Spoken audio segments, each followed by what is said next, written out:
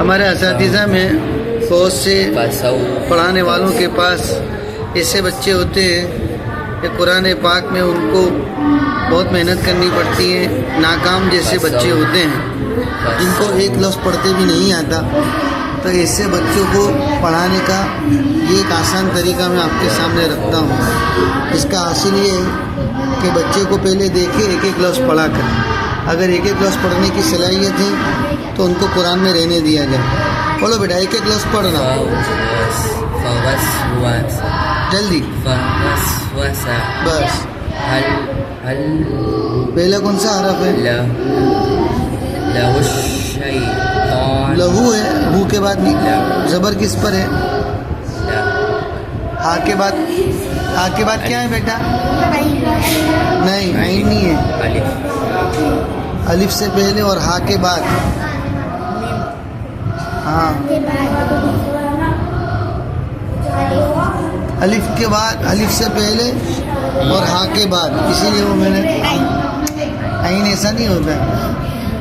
अहमदुल कवाइद लो।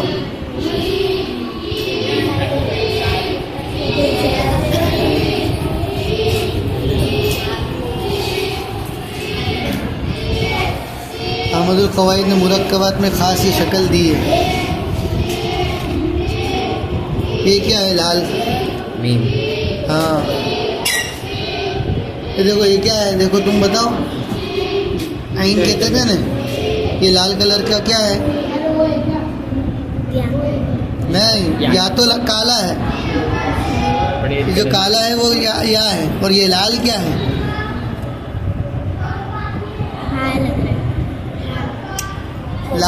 लाल क्या है?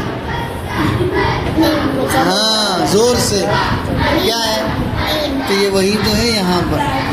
खास ये शक्ल इसीलिए मैंने दी है इसे। चलो तो ये मीम है। क्या है बेटा? मीम। मीम पर ज़बर है। चलो पढ़ो।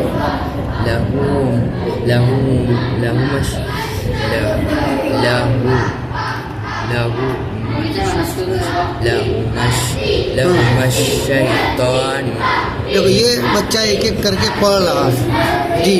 वो ये कुरान मजीद में कौन से पारे में थे आप?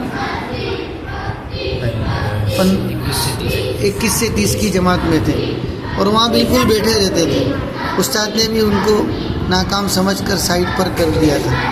मैंने जब देखा तो उनको पारे में इस तरह, और कायदा भी पढ़ा है ना, शुरू पारे हमसे शुरू किया और एक एक लफ्ज़ करके शुरू किया। तो अभी उनको फिर एक एक लफ्ज़ के ऊपर इस तरह पढ़ा रहा हूँ। इससे इंशाअल्लाह काबू में आ जाएगा धीमे धीमे। जी चलो आगे पढ़ो बेटा। शैतानों के बाद शायद पूरी कर लो।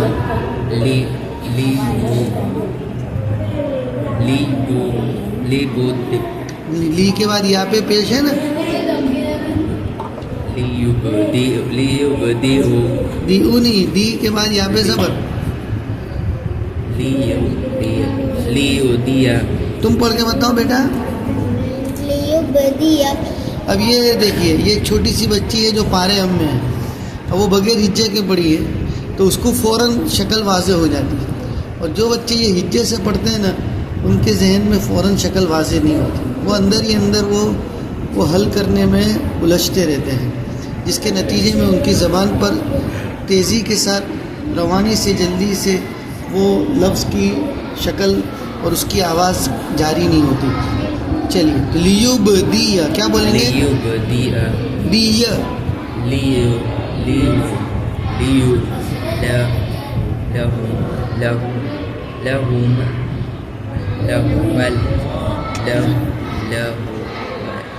इनको एक ये भी करो बारे में इस तरीके से मैंने सबक सुनने के बाद इधर पढ़ा रखा है। इस तरीके से मेहनत करनी पड़ती है।